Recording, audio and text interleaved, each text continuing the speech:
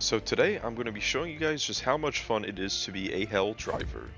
Now the FRV, I don't see it used nearly often enough, even in team games where it seems like a pretty obvious pick, and in solos, I pretty much haven't seen anybody use it since it was released, but I think not only is it extremely fun to drive and use, but it's also really good, particularly against the squids. This is a faction that demands a lot of mobility from you, and it does a lot of damage at range, and the FRV helps you with both those things because it's really tanky against anything that isn't a harvester beam, and it's a hell of a lot faster than any flesh mob or voteless. So this thing is a ton of fun, and it really lets you zip around on the squids and have a much better time than you would without it, in my opinion. I'm going to be pairing it with the autocannon because I think it's just a really safe pick against the squids. It's very versatile. The flak mode is great against pretty much every enemy, and it's great against shields, while the APH is pretty okay against harvesters. I'm going to be using the Eagle 500 kg bomb. I think this is probably the best red strategy, single best red stratagem against the squids, because it takes out landed ships, it takes out harvesters with their shields down, it takes out flesh mobs, and it is pretty decent at taking out flying overseers as well. It's generally very reliable, as well as the orbital gas strike, because that really crowd controls all the ground overseers, flesh mobs, and voteless, and it is also able of taking out teleportation ships in case this is on cooldown. This is a really good stratagem to bring against the squids. I'm not sure if the FPS drops caused by gas are fixed, but I guess we'll see. If they aren't, then I probably won't post this video because it'll be unwatchable, so I guess you already know the answer. But I'm going to be using the Coyote as the primary. This has very rapidly grown to be my favorite squid primary, and I'm not a huge fan of the assault rifle category in general. This thing just feels so nice. The fire damage is great against voteless, it's great against flying overseers. With the 4x scope, it can take out the snitches, the watchers I think they're called, super effectively. The fire damage is useful even against harvesters and flesh mobs. It can take out stingrays. This thing just does it all, and it's got a great ammo economy to boot. Just fantastic rifle for the squids. I'm going to be using the ultimatum. It's just very good against flesh mobs and harvesters, and ever since the crisper, which is usually my favorite pick on the squids, has been bugged with fire effects not working properly, I've been using the ultimatum on this faction.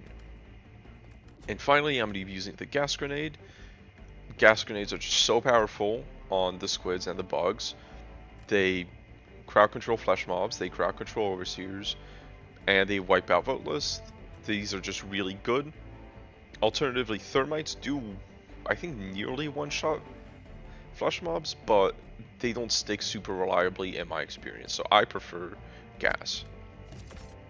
And finally, the vitality enhancement, just to help survive some of those nastier flying overseer bursts, as well as the shots from the staff overseers, or just all the overseer variants in general. They can kill you very fast when you're wearing light armor, even though this is the extra padding light armor, so it's medium armor protection with light armor speed. Extra vitality booster does help a lot, and I won't need the speed from stamina enhancement as much because I'm going to be driving around in the FRV. Anyway, I think that's the build, so I'll see you guys in the gameplay. So after getting just an awful run out of my system, let us try this again. Hopefully doing a little bit better, because I got very unlucky with arc towers, or not unlucky, I was just not being careful with the arc towers and the explosive barrels, which, as you guys I'm sure you know, are very lethal. But another thing I neglected to mention in the build segment is that for the squids, it is extremely important for you to check the mission modifiers before you bring in the FRV or the mech. Because Leviathans are actually a mission modifier, and if Leviathans are present, then they will blow up your car and your mechs. Do not bring the FRV or mechs on Leviathan missions, because you will just have a bad time. Thankfully, you can avoid them pretty consistently. I haven't even seen a Leviathan in months. As soon as I learned you could avoid them, I just have not played with them again. It's not an enemy I enjoy very much. So check your mission modifiers. They're important. Less important than they were at launch, but still worth not neglecting. Now hold on, I need to make sure this is... Did I put this in flag mode? Yes, I did put this in flag mode. Okay. It's still a little janky using the car when you're solo. Especially because you do have to do a lot of seat switching micro. There, that's what I was trying to say. Alright, I have spotted the thingamabob. The black box, so I'm going to try and lure all these enemies over here. Just get rid of some boatlas.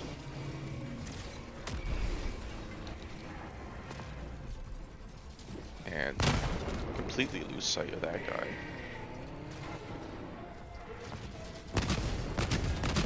So you don't have to be super precise with the autocannon on flak mode. Well, if you get a direct hit, it does do a lot more damage, so you should still be precise. But it is kind of a good drive-by weapon, despite what you may think from it being a giant autocannon. So you can absolutely lean out and pop snitches just like that. Alright, please get out. Gas that guy. I'm gonna priest him because I know this is gonna go poorly for me. I'm gonna priest him. So if you want to carry objectives in the car, you need to get in the passenger seat and then switch seats to the drivers. Otherwise, it does not work. You will drop it if you get in the driver's seat, which I don't know if that's intended or not. It kind of, I really don't understand why it works that way, because like clearly I am carrying it as I'm driving the car, and it just seems like something to punish solo players, which, you know, that would kind of be on brand for Arrowhead. A lot of the time it really does feel like they do not want people to play this game the way I play it, which kind of sucks for me, but you know, you make do. Anyway, let us bring this objective over here. I am going to park the car a safe distance away, because I do not want it to get blown up. That would kind of suck. That guy went down really fast. What the hell? Usually it takes 4 to 5 autocannon shots to take down the flesh mob.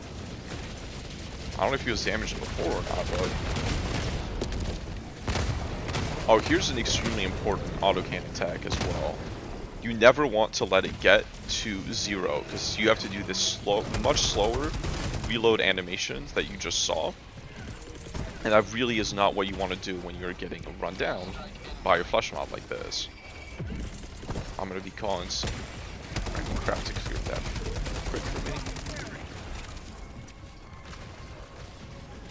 See, I see a gas effect on that Overseer, but it seems like he is still very much aggroed onto me. Which, is a little strange. I still don't really understand how gas works.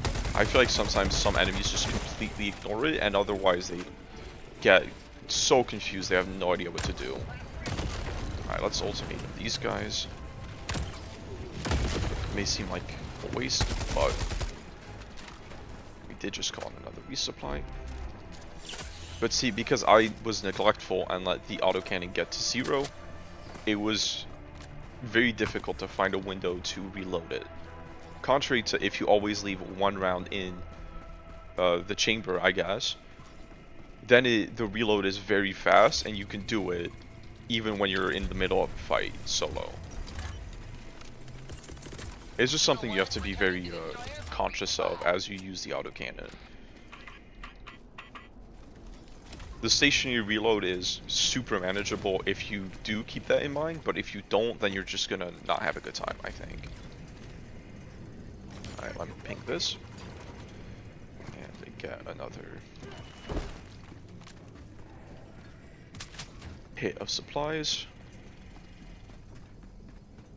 And just like this guy.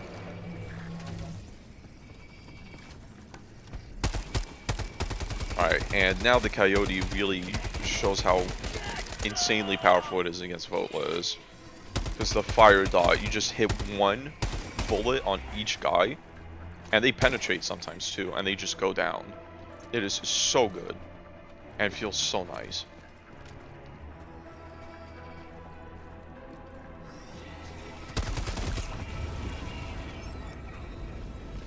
And we can switch this back. Counterclockwise. And snipe that guy before he becomes a problem. It's still not the best at headshotting them, especially at longer ranges, because Overseer heads are notoriously difficult to hit, especially compared to Devastator heads, which are pretty predictable. I think the only primary that one-shots them is the Deadeye. Maybe the Slugger and the Dominator do too, to the head, but I'm actually not sure about that. Anyway, I don't really think it's worth running the Deadeye or just any sort of marksman weapon on the squids, because there's just so much chaff through the Voteless and flesh mobs that you just need something high DPS or high utility like the Coyote. I thought that would take out his shield at least. Yeah, but see, the Flag does a really good job at dealing with the shields, and then the APHE deals with the rest of the Overseer. Not Overseer. Harvester. And if you shoot it every so often, it can just never fire. It's really nice. Like, see, it's gonna wind up, and then you can interrupt it, and it does not fire. You can even interrupt the... what's it called? Arc. Arc attack it does when you get in close range, but that's kind of a risky gambit. So I'm gonna kill this guy so that he doesn't. See, it is difficult to consistently hit that weak spot when you're not running Peak Physique. Which is why Peak Physique is one of my preferred armor sets on the squids, because it pairs really nicely with a lot of good anti-squid weapons like the Variable, the HMG, the autocannon. It's not necessary. Well, it kind of is necessary for the Variable. It feels terrible if you don't have it, but it really does make a big difference for weapons that have slow-ish ergonomics and need to make precision shots. Alright. Can I reload my... At some point they changed the FRV and they made the reloads really janky. Because you used to be able to reload while you were inside the car, and now you have to lean out the window to do it. Which looks really janky and feels kind of stupid. I was not a fan of that change. Alright, now. Yeah, that's why I got it, because I had a feeling I was in APHE. Yeah, see, it's so powerful, the autocannon on Flag. All the most annoying problem enemies suddenly become much less annoying and much less of a problem. And just like that, we are in and we are out with the FRV, and straight onto the next thing without having to, ooh, that's... I'm not gonna lie, I did not expect that to blow us up so completely. Jesus Christ. I guess we were already pretty damaged. We had been taking a lot of hits throughout the mission. But hey, good timing. The FRV is back indeed. So now we are going to drive over here and do that. Alright, 1, 2, 3, 4, 5. Oh, you ruined the testing. Come on, man. No, but it is pretty consistently 4 to 5 shots, in my experience. There, I mean, you guys saw, I think we had one earlier that was only took 2 shots or 3 shots. It might have been damaged somehow. But since the Flak is a little bit RNG, that does make the autocannon a little bit unpredictable. Because sometimes just more flak particles, or not particles, shrapnel, hit the enemy you're aiming at. But you can definitely control it by shooting center mass at the enemy, and ideally a little bit lower on their body, so that all the flak shrapnel hits them, or as much as possible. So here, all you have to do for this is do that, and get the hell out. Democracy's on its way. So the, should I do the sieve artillery? I hate sieve artillery. I'll try. Tactical asset nearby. That guy's sniping me from... Oh, okay, this is good. They're all concentrated here. So this shouldn't be too difficult. Yeah, you cannot be picky about what you use in solos, but this seems to be a pretty good spread. And all right next to it. Oh, that's fantastic. I'd love to see it. 2 high explosives and 3 normal explosives. Do not mind if I do. Okay, you, I'm gonna need you to not do that. Flag absolutely shreds that guy. And bing bang boom. Oh, come on, you should have been able to see me. Oh well, let me show you guys. Oh no, reinforcements are coming to this particular location. Well, that's easy, just don't be at this particular location anymore. And ideally, do not get sniped by that guy. Really, harvesters are very scary when you're using the FRV, and you need to break line of sight with them as fast and effectively as you can, but there's absolutely no openings here, which is really tough. Alright, I really hope I don't get trader barraged here, but I think I should be okay. Yeah, I don't think I can fit through there. But that was rough. Thankfully the FRV is very speedy and very prone to flipping. That was a very gentle flip. Now we are back here. Now what's scary in the FRV is that those arc towers still absolutely one-shot you. So you do not want to get close to those unless you're wearing the arc armor. In which case, it might still be a bad idea. I don't know how much damage they do to the car proper. Because the car doesn't have a health bar, it's a little tough to tell how much damage is taken sometimes. You kind of just have to pay attention. You know, how scary a video gamer has to pay attention to things. Alright, just like that. And now we head straight to the other side of the map. Well, that is not an exit. But I'm going to be keeping an eye peeled for stims. That looks like there could be somebody there. Indeed, there are. I won't say no to some ammo while I'm here. Right, and now we keep going. Let's exit this way. Don't make the same mistake that guy did.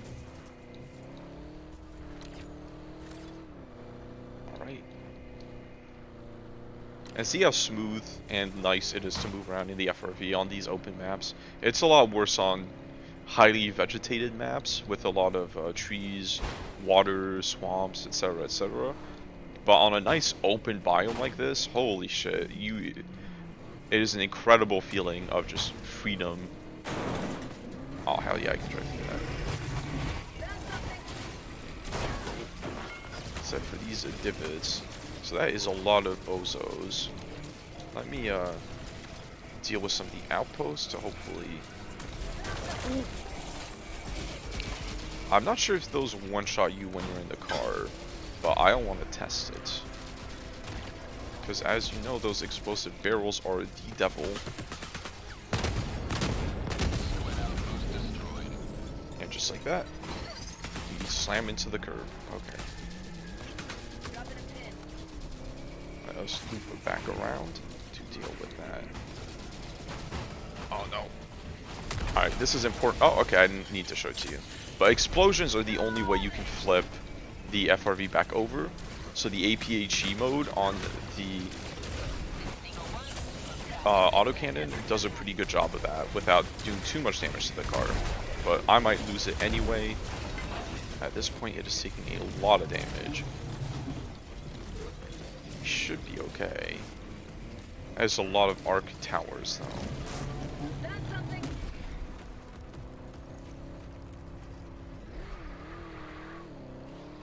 Okay, let us see if I can... No, I'm in flak mode. I can't snipe that. That's tough. You are going to need to leave me alone, please. Alright, let's snipe that. And I think now is the time we pull back a little bit to get a resupply going. Helldiver, you are moving outside the mission area. Okay, I did not think that would be outside the combat area, but I think over here should be okay, yeah. Alright, do a very cool drift to stop. So why use the brakes when you can do that? I shot an extra shell there because you can only reload the autocannon in increments of 5, and I had 6 shots in the chamber, but I wanted to have it fully loaded, so it was worth wasting a shot there in order, because we're gonna get, you know, supplies back immediately anyway. So now get back, and I actually do want you to call your reinforcements in here. So of course you won't do it now that I want you to, because you're a son of a bitch. That's the gas grenade. I don't want to deal with that. Extraction is available. So now there should be less guards here. We could just kind of drive by.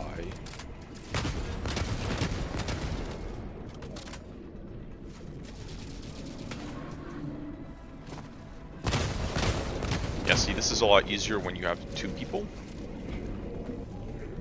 But honestly, I think it's more valuable 9 times out of 10 to just have somebody leaning out the car window with a support weapon than just use the HMG emplacement. I guess unless they're leaning out with an HMG. But the HMG is not bad, it's just... the ergonomics are a little slow for a mounted weapon, I think. They could afford to bump those numbers up. Alright, so now we are going to do another drive-by. So this guy, I'm going to ultimate him. And reload.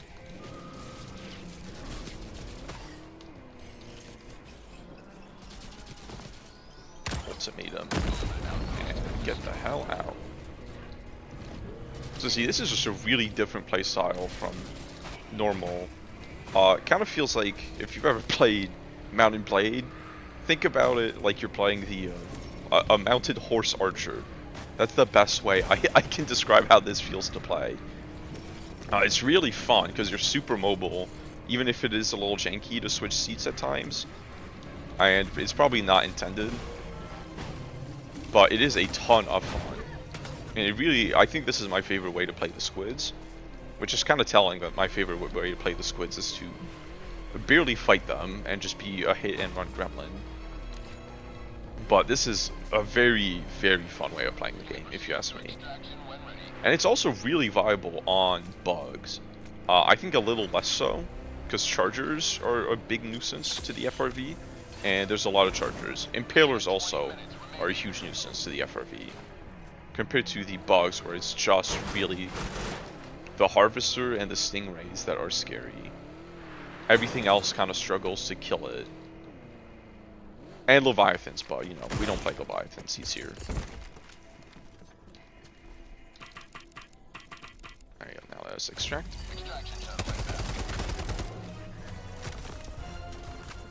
And as long as we are proactive about sniping out all the snitches, I think we will be okay.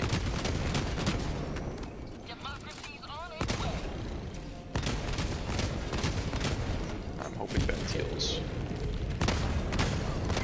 a couple of them. Yeah, so the 500 kg is just like kind of the only stratagem that feels good against flesh mobs.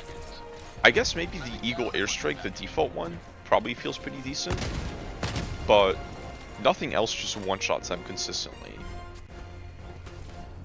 Because, you know, they have a 6 trillion HP, or 6,000 to be accurate and informative. There's a guy here. Just one tap, and there he goes. I don't know why I went for the supply stand here when I have supplies up there. And the reload bug, there it goes. I think what causes that is when you switch weapons or dive as you're reloading another weapon. So I was reloading the ultimatum and I switched weapons. I guess that carried the input for some reason. Which is strange, but you know, this game is bizarre and incomprehensible very often. It's kind of what makes, part of what makes it good, but also makes it infuriating at times. No, I'm not going to do a good job of sniping those guys. What's really problematic is the harvester that is now going to snipe me from across the map. This little divot here does give me a little bit of cover. And I'm going to preemptively throw a gas barrage down there. And fire from KG down there. The gas I threw down there just to cover that entrance, because that's the only entrance to this point. Alright, the flat cannon just really does a good job. I'm gonna refresh the gas. I don't know if it's out yet, but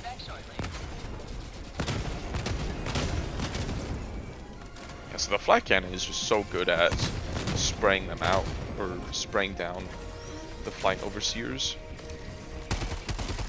Because even though they move erratically, the flat cannon just has very easy time hitting them. Okay, you need to... What is he? Just spin. Well, I'll let you spin. Have fun. I say as he shoots me in the back. Gas. Stun him before he ruins my day. Miss every shot against the joint. So that's why I think, oh my god, that almost took me out. That actually almost took me out too. He's still spitting over there. What is he doing? I guess he's just confused. And then we get out. Before having to deal with the 7 flesh mobs. And it's as smooth as that.